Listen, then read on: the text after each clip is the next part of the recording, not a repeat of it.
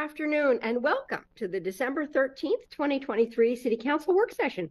Thank you for joining us in this remote meeting, in this virtual meeting format. For work sessions like this one, where there is no opportunity for public comment, those wishing to access the meeting can do so by watching the live stream available on our website, the broadcast on Comcast Channel 21, or by calling into one of the phone numbers listed for this meeting on the public webcast and meeting materials web page. And again, thank you all for joining us. And with that, I call this work session to order, and I will turn it over to the city manager. Thank you, Mayor. I woke up with a sore throat, so if I start coughing in the middle, you'll know why. Our first topic is actually a return to the discussion of potentially supporting a multi-use facility at Lane County. So Denny is here, and he's going to give just a little bit of an update, and then it's mostly time for you to talk about that decision. Thank you, Sarah. Good afternoon, Mayor, City Council, Denny Breaux, Planning and Development. So this is a follow-up work session on the sports bond concept that was discussed at the November 15th council work session. And at that work session, council asked us to come back before break to continue discussing a potential investment in Lane County's multi-use stadium, which is being proposed at the fairgrounds. In the short time period that has passed since the last work session, there is not really a lot of new information, but I was able to spend some time with the county staff and was able to ask lots of questions, and that kind of helped shed some light on where this project is along the feasibility scale. Generally, it appears that there will likely be kind of a go, no-go moment early next year where kind of the perfect storm of things will need to come together that will ultimately determine whether the project moves forward. And those things include Lane County action on the transient lodging tax and car rental tax to approve what portion of the 2% increase that was approved, what portion of that will be dedicated to the stadium project. A second round of funding from the state of Oregon is in play, and the hope being that that will be considered at the beginning of the year in the short session. Also, an outline of the lease terms and the operating agreement between Lane County and the M's will also be very important. Hopefully, we'll have that information early next year. And it's important in determining what portion of the M's owner's contribution will go to the capital construction project and the feasibility and success of the ongoing operations of the facility, and ensuring that the city has no responsibilities for the operating cost, which is the assumption that is being made right now by the counties. The M's are also expecting to receive an updated deadline from Major League Baseball, and it is my understanding that Major League Baseball is likely to give them till something in the neighborhood of around May to demonstrate that they have a firm plan for a new place to play that meets all the stadium requirements. And of course, the M's will need to also present more clarity on how the remaining project financing gap gets filled through fundraising, sponsorship, etc. So if council has an interest in investing in Lane County's proposed stadium via capital bond that would be referred to the voters potentially on the May ballot, that would also need to be acted on in that beginning of year timeframe, no later than around plus or minus February 1st to get that on the May ballot. So again, it appears that all of these moving pieces would need to all kind of come together at about the same time early next year. And unfortunately, all those timelines don't align neatly with when you would need to approve a bond referral resolution. So for example, funding from the state may not be known until the March closing of the short session, and you would need to take action on a resolution for a bond potentially before that. But if a council is interested in supporting the M's and the Lane County multi-use stadium with a $15 million capital investment, we've drafted a motion that you could consider that basically directs the city manager to draft a capital bond referral resolution for council to consider as soon as possible after Lane County has committed funds for construction of the stadium project.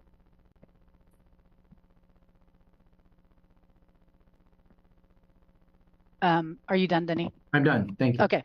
All right. I would just say to add on to that, this was pretty challenging to come up with the right way of putting a decision in front of you that allows you to continue as a majority, if you would like to support the M's while also not getting us too far ahead of actually the rest of the project. So the purpose in having us start drafting a resolution is so that we can actually make that timeline. If all of these things come together, I don't want to turn around and ask Catherine to try to write a resolution in 30 seconds. So what you're doing today, if you take action, is actually just allowing us to start drafting that so you're prepared should all these things come together early in the year. You're not actually taking action to put this on the ballot just yet. Thank you.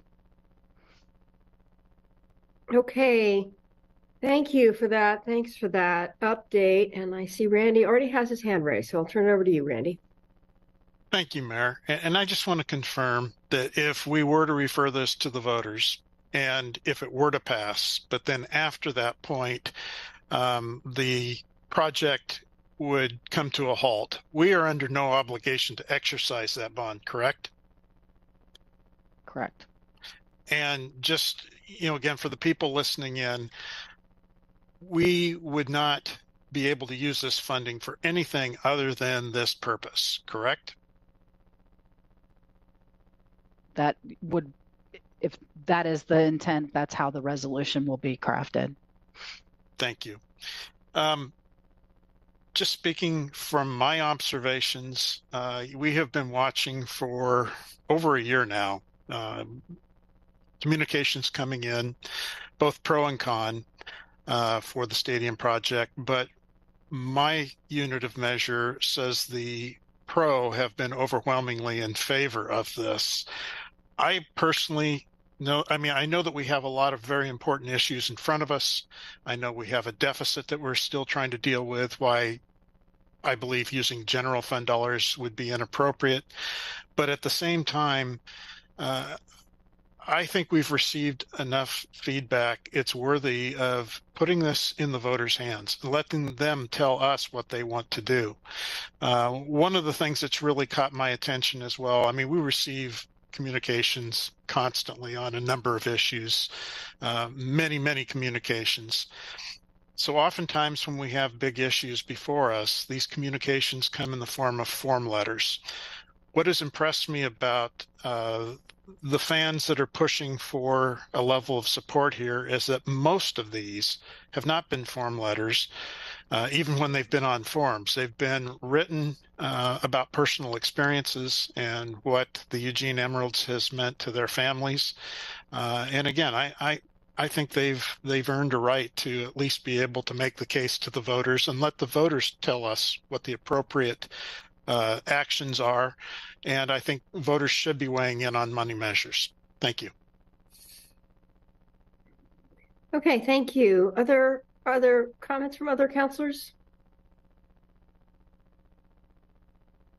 Yeah, Jennifer. Yeah, thanks.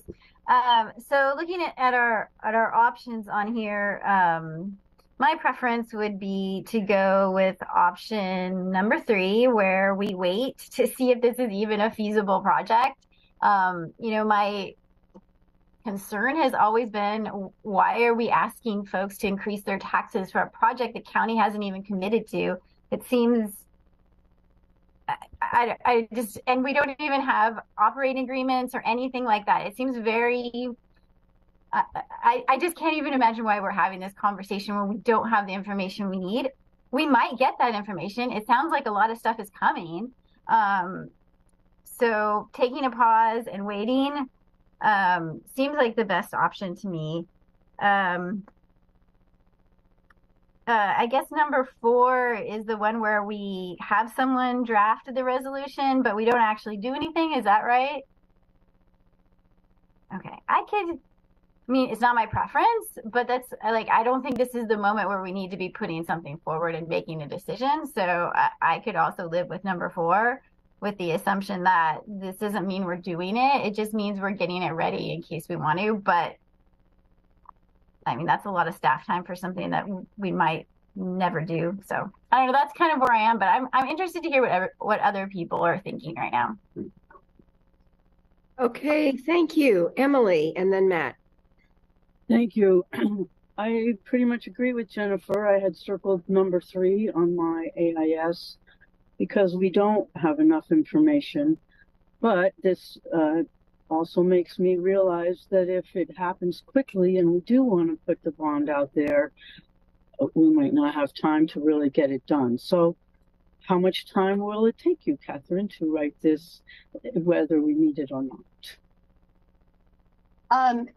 It takes a little bit of time because it really it takes, you want some information in it that I will be getting from staff. And if you want to have, what I like to build in is at least a meeting or two. So if you get what I prepare and what comes in front of you to consider for referral, we can always put it down to the line. And so it's like next to the last date, which would be like mid-February, that it needs to be, to then I write the ballot. That mid-February would be that, around that time. But you generally like to make some changes. So it really depends on, it takes me a week or two to kind of get all the information I need and get it written.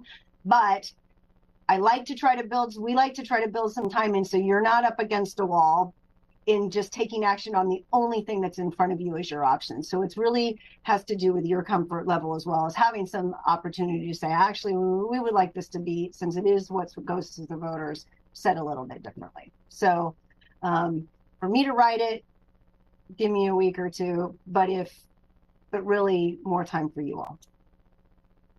Thank you. That makes sense. It's still a little confusing as to whether to make you do some work that we might not need, or make you wait till the last minute and go, pedal to the metal, I need this now. If you're asking for my preference, yes, I would say option 4 will get you an ultimately better product in the end. And it's okay if I'm drafting something that you ultimately don't use, because really, if this is going to the voters, I would like this to be your best product to go forward. So I would prefer option 4. Thank you. That's very, very helpful. And I also will now agree with option 4. Thank you. Okay, Matt, and then Alan. Thanks, Mayor. I wear many hats in the community, and I wore this one today intentionally to send a signal of strong support for options 4 or 2, or the 2 that I signaled. And my read is that the possible motion that Council President will float is essentially option 4. I plan on supporting that motion and sending it. I think what this does is, as Council President laid out, not lock us in if our county partners aren't going to play ball, pun somewhat intended. It does send a strong signal of support to Major League Baseball, who frankly have had some wildly out of bounds timelines. But I think it's important for us as a council to signal to the community, to the Emerald fan base that Randy alluded to, not only our support for a multi-use facility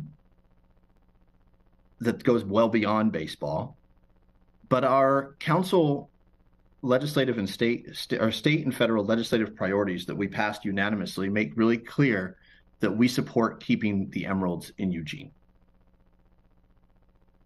It was a unanimous decision. And so I look not just to the county, but to the state and to the private partners that would ultimately see this deal come to fruition. And yes, it's going to be a lift should we ask the voters to say yes to a multi-use facility and all our small part and what that looks like. The devil's in the details. I concur about no general fund dollars being used, but in alignment with our previously expressed council priorities and the flood of overwhelming fan support, and recognizing the immense value that this organization brings to our community by uplifting nonprofits throughout the region, I'm a strong yes on the motion in front of us, or the possible motion in front of us, to draft a resolution to place a capital bond on the May 2024 ballot. Hey, thank you, Alan. Yeah, I also believe the M's are a real valuable asset. I don't disagree with any of the many people who said that they cherish the M's and that it'd be a real shame if they go away. And so I'm very much in favor of a city contribution to the overall project. And I was an early supporter of doing that through putting something out to the voters. Because we do not have $15 million to contribute without cutting essential services, which I'm not willing to do. So a bond makes a lot of sense to me.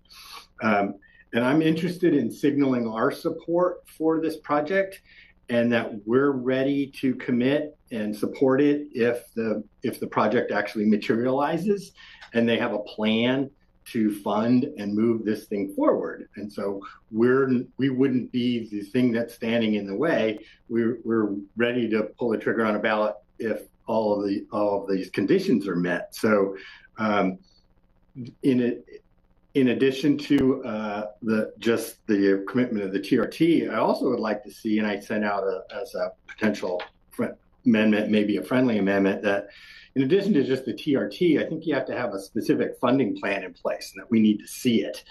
And also that there's an O&M plan to operate it that doesn't rely on the city to fund that out of our general fund. So those two additional components are really important to me, and beyond the commitment of the county and TRT, because they could do that and those two other things might not be in place. So I think all three are important.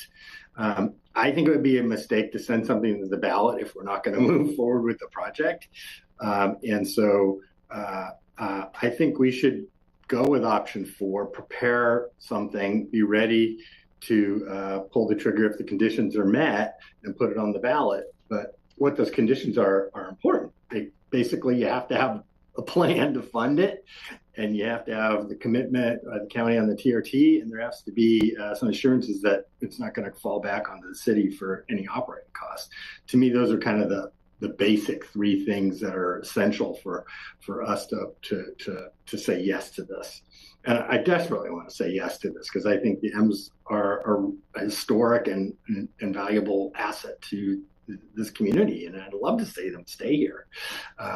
But it's not entirely in the city's hands to make sure that they do that. There's other people that have to step up, including the M's ownership themselves, which have contributed $10 million, but that's all front-loaded rent payment. So it's actually not a contribution at all to the capital of the project. It's just they're going to pay us up front and forego rent for the first 10 years. Okay, thank you. I have Lindsay and then Greg. Thank you, Mayor. Yeah, I agree with my colleagues here. There's this long list of things that have to happen and fall into place before we can support this. And for me, an important piece to that is our Revenue Committee is going to be starting to meet next week and through December and January. And if something came out of that committee where we would be bringing something to the voters to help us address our structural gap in funding, I would not want that competing on the ballot with this bond measure. So to really make an informed decision, I would want to wait until after that committee. But I also do support starting to draft this resolution so that if everything does fall into place, that we're prepared to do so. So thank you. Hey, thank you. Greg. I'm in the same league with Alan in terms of this, in terms of supporting option 4. But again, to do a ditto to Alan's comments, as I asked in the last work session we had on this, we need to have a pro forma from the M's, and we also need to have a clear business plan for the operation and maintenance of the stadium. We can contribute some monies to this, and the amount of money that we would be going to ask the voters to contribute in the way of a bond is significant. But I also would like to see the ownership step up with more investment in this project than what has been currently proposed. So with those three caveats, I will support the motion. And I understand fully, being a baseball guy, softball too, that this is a really important institution in our community, and we need to do whatever we can to keep the M's here. Okay, thank you all. That seems like a pretty clear direction, but if there are no other comments, I'm just going to turn it over to Randy to put a motion on the table. Thank you, Mayor. I'm going to go with the recommended option 4. Move to direct the city manager to draft a capital bond referral resolution for council to consider as soon as possible after the city receives notification from Lane County that they have committed funds for construction of the multi-use stadium project. Second. And Alan, you have a... Yeah, I'd like to propose a friendly. I think that's a necessary but insufficient condition. So I would ask if we could add the friendly of adding in 2 more conditions, which is 1, a definitive plan to fill the current funding gap, and 2, a guarantee or plan for the stadium O&M that does not rely on any city resources. Second. Well, if it's a friendly, we don't need It's a friendly. I would accept that. Oh, that's right. If the second, we're not amending it. Councilor Keating, thumbs up. Got a thumbs up on that. Jennifer, a comment? I just have a question. Do we have to put specific conditions? I mean, can it just be like, we're going to write this thing and we're going to decide if we want to do it later? I mean, I can I'm speak not to sure that. Yeah. The reason why That's how I'm understanding it. We wouldn't bring it back until those things were in place. Oh, okay. So we wouldn't even bother putting it on the agenda unless that's what the conditions are. Okay. I wanted to understand why we were doing that. Thank you so much. Okay, that is great. So it looks like we've got a motion, friendly amendment, and ready to go. All in favor, please raise your hands. 1, 2, 3, 4, 5, 6, 7. Looks like that passes unanimously. So thank you all very much. And really, Denny, I wanted to kind of thank you for your work in framing it out, and Sarah for presenting us with this option, which feels like a very solid ground. So I appreciate all the work to get us to this point. Thank you. So thank you, and thank you, Council, for moving forward. And then with that, I think we're ready for our second item on the agenda. I'll turn it back to the city manager. Thank you, Mayor. We always like to sort of end your year with something that is real encouraging about what's happening out in the community. And something that I had previewed earlier this fall was the Arts and Business Alliance's most recent report around arts and prosperity in Eugene. It was a really great report with some really, just good information about what's happening in this sector in Eugene. And we thought it would be good for you to hear that too. So I am joined today by Isaac Marquez, who is going to kick this off and give you some information. Thanks. Hi, Isaac. Hi there. Let me just grab the presentation here. And I should also mention, I think Josh Bates is here too, our LRCS director. Hi, Josh. Cool. Hi there. Good afternoon, Council.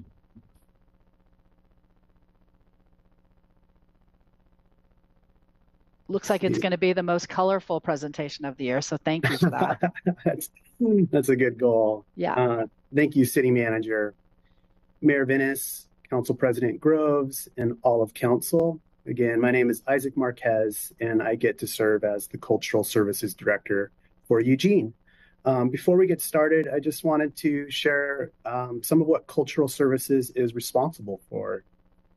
So we run and operate the Holt Center for the Performing Arts. We administer Eugene's public art. We program, promote, and sponsor community events. We manage the Farmers Market Pavilion.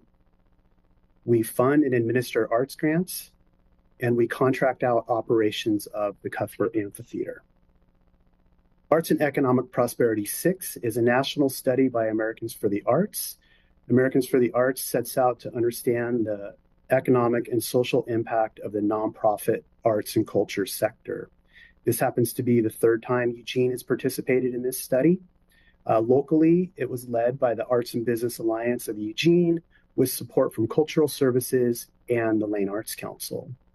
I'd like to take a second here to just for a moment of gratitude for Kelly Johnson. Kelly is the executive director of the ABAE, and it was her leadership that brought our sector together to participate in this study. So AEP 6, this is kind of a high-level overview. There were 373 study regions throughout the U.S. In Oregon, there were 19 cities or regions that participated. Here locally, we had 89 organizations fill out surveys, and audience members were surveyed at 62 events. This update corresponds with the Council's goal of accessible and thriving culture, parks, and recreation. It also provides insight on Council's outcome for investment in arts and culture as an economic engine and preserving strength in arts, culture, and the outdoors. I just wanted to start with the punchline here. Through this study, we learned that audience members attending cultural events have a $33.6 million impact on Eugene. And arts organizations as well have a $90.2 million impact. So we can sum up our total impact of our cultural sector as having a $123.8 million impact here locally. How did we get there? So when people attend a cultural event, they often make an outing of it. Dining in a restaurant, paying for parking or public transportation, enjoying dessert after the show, and returning home to pay for child or pet care. To measure impact of arts audiences in Eugene, data was collected from 957 attendees between April 2022 and April 2023. They were asked about spending related to the event, opinions about the social impact of the arts, zip codes of their primary addresses, and basic socioeconomic information. It's important to note that audiences were only surveyed at events. Okay, and what we learned is that locals spend an average of $23 when they attend an event, and it's important to make a distinction here. This is spending that happens outside the ticket price. So whatever they paid to attend the event isn't included in these amounts. Visitors, on the other hand, have 187% greater spending trend. They spend an average of $68.73 per person per event. I have another number there on the side.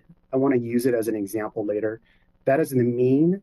So if you take all of the spending, 33.6 million, and you divide it by 1.1 million audience members, you arrive at $29.87 per person per event on average. In all total, our locals spent $23 million in our local economy, and visitors spent $10 million. This spending generated 461 jobs. Now for our example here. This is a map of Holt Center ticket sales for the 2022-2023 season. In that year, we sold 192,000 tickets to Holt Center events. And as you can see, we're drawing people from all over Oregon, Portland, Salem, Corvallis, Central Oregon, the entire Oregon coast, and Southern Oregon are all coming to Eugene to visit the Holt Center. This is a national map of that same data. And interestingly, we sold at least one ticket to every state in the nation.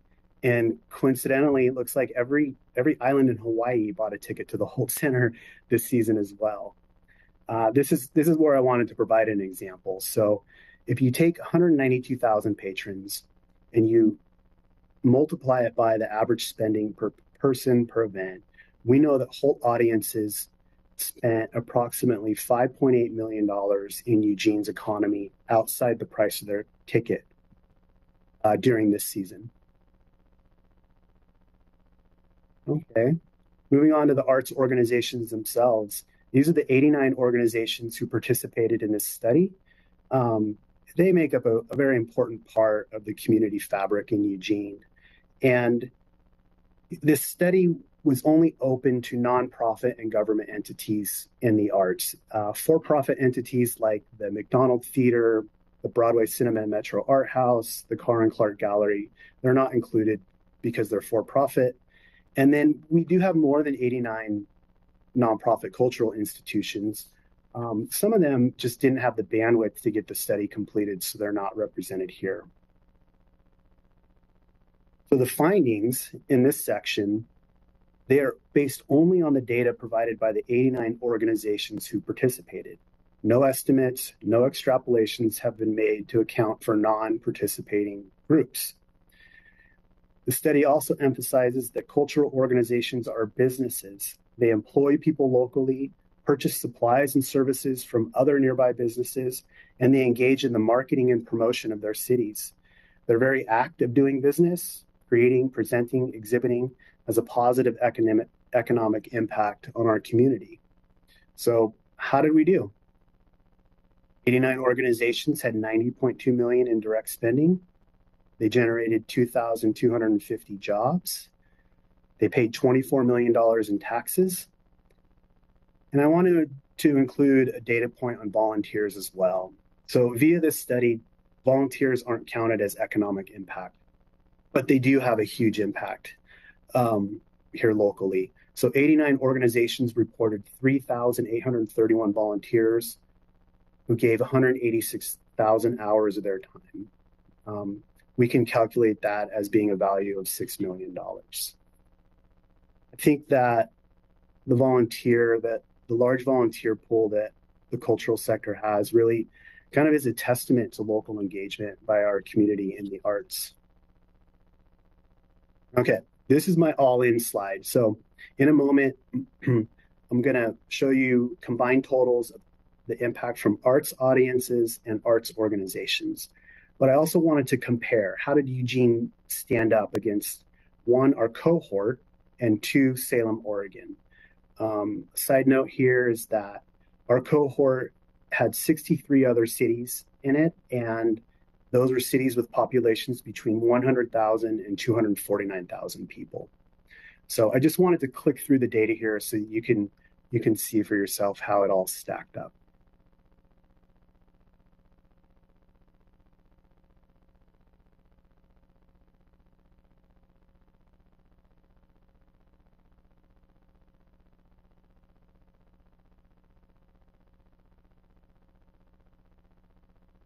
All right, so that was my last data point.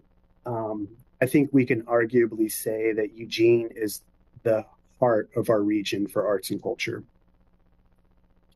But we got curious as well. So there were 63 cities in our cohort. After we made this slide, we thought, how did we do nationally? So take a look. We built this spreadsheet, put the entire cohort in there, and Eugene came in 10th nationally in terms of impact from arts and culture in our cohort. Clearly, we're not up there with heavy hitters like Salt Lake and Kansas City, who are pushing $500 million of economic impact. And we're not getting close yet to the $200 million of impact in Fort Lauderdale, West Palm Beach, or Providence. But I'd say we're doing pretty well. Number 10 is not bad. Previous iterations of this study only studied the economic impact. In this version, they attempted to also study the social impact of the arts. So I have a couple of data points I want to share with you on that. 91% of respondents said this venue is inspiring a sense of pride. 86% said this venue is an important pillar for me and my community.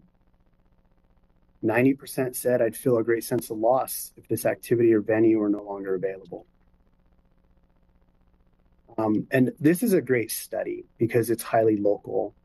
I think that the work of arts and culture can be added to, our insights about it can be added to when we zoom out and we look at kind of a larger body of work and research. So I've pulled up this study by the Knight Foundation. And this is a couple of studies that the Knight Foundation has conducted over a number of years. Their research has identified that arts and culture, along with time spent downtown, has a uniquely powerful effect in promoting people's attachment to where they live, to their own community. They also found that communities with a higher degree of attachment between community members and their cities, those cities have higher gross domestic product growth year over year. that's a great thing to know. And based on our impact study, it looks like we have a lot to work with. The key here, however, is access. So racial and income inequality is reflected in who has access to arts and cultural amenities. People in low income or minority households report lower levels of access to arts and culture than higher income or white residents. Nationally, in this study, the arts scored as the fourth most difficult amenity to access after affordable housing, public transportation, and job opportunities. There's one more study I want to reference here, and this is by the Urban Lands Institute. So cultural services we're actively working with our partners in community development to identify how we can leverage Eugene's cultural sector to not only improve the quality of life for our residents, but also support healthy development. This report by the Lands Institute, it articulates the power of creative placemaking. They say this creative placemaking provides triple bottom line benefits, financial, social, and environmental for all stakeholders. They also express that developers and their partners report higher market values, lower turnover rates, faster approval cycles, greater community buy-in, and better branding and market recognition. They go on to say that local governments see gains in job growth, improved public safety, and increased tax revenues.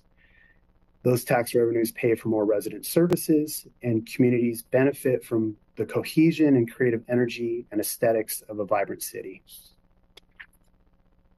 And the last slide I have for you today, it's just a piece that's not quite articulated in these studies. And I want to just take a second to go beyond the economic impact and development opportunities of the arts. We get to work with many of Eugene's partners and hundreds of community members via the cultural sector. The arts and culture often serve as platforms for diverse groups to share their stories and perspectives. They can challenge stereotypes, promote understanding, and foster empathy among different communities, ultimately contributing to greater diversity and equality by celebrating and highlighting a range of experiences. Additionally, cultural sector initiatives provide opportunities for representation, inclusion, and dialogue, which can lead to a positive social change and increased awareness community-wide. That was my last slide, and I look forward to your conversation. Thank you.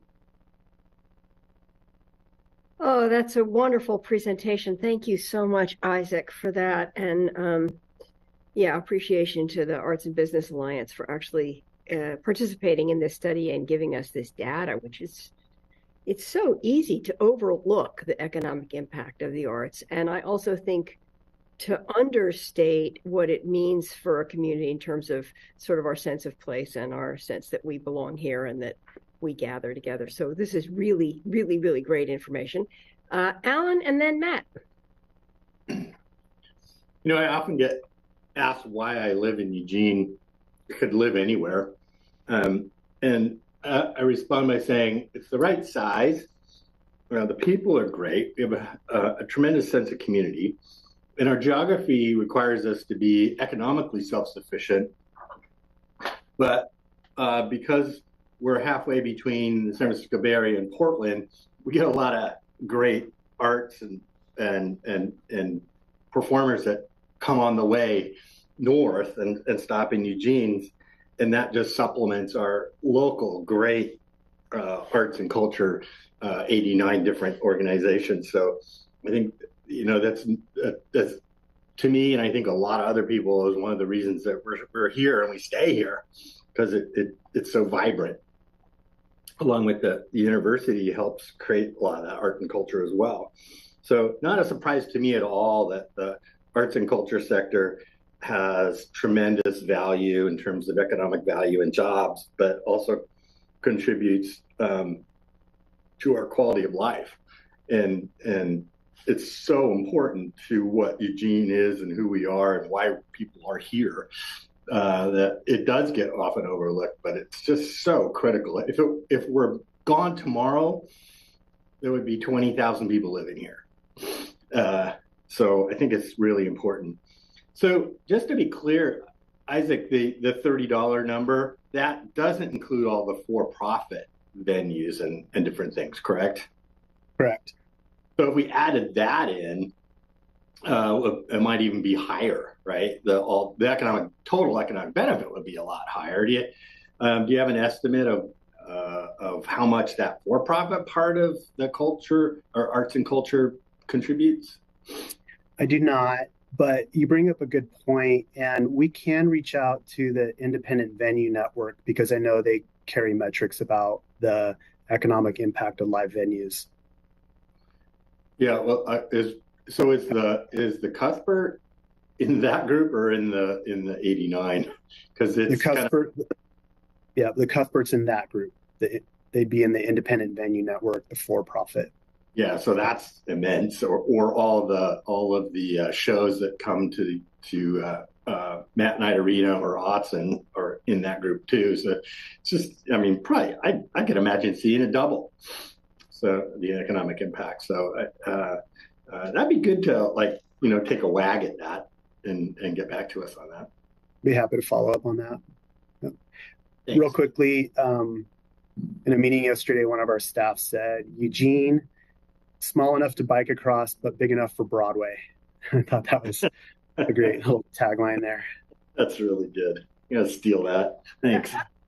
That belongs on a banner somewhere. Yeah. All right, Matt. That is brilliant. Who do we attribute that to? Small enough to bike across and big enough for Broadway? Who said that? That would be our public art manager, Kate Ali. Please give Kate our kudos. You bet. Awesome. That's great. I was going to submit a Stella Adler quote. The theater is a spiritual and social X-ray of its time. I want to applaud you and the team for all you do, the 89 different partnering organizations. I see room for growth.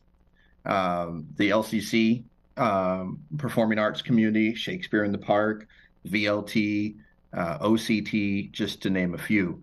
And I'm wondering what the relationship has been with our next generation of artists, with the students in the community. And I'll pause there. And then I've got a question about access, in particular, the effort that I believe is statewide, and I'd like to learn a bit more about it, to offer tickets to performances to our more economically challenged Oregonians who may be on Oregon Trail to see a performance at a significantly reduced rate. So those are the two pieces I'm most keenly interested at this juncture. And before you do answer, I just want to applaud everyone at the Holt Center in particular, who is part of the behind the scenes effort. Every concert I've seen there, every performance, from Hamilton to To Kill a Mockingbird to seeing Star Wars in concert, shameless plug, coming up on May the 4th. I will be there, and probably Star Wars bounding, so forgive me for doing so. But I just want to applaud the effort, double down my enthusiasm for the arts in our community, and I'm keenly interested in expanding opportunities for students and the access piece. Great, thank you. We really appreciate the compliments for the Holt. I'll be sure that gets back to those folks. They'll be thrilled.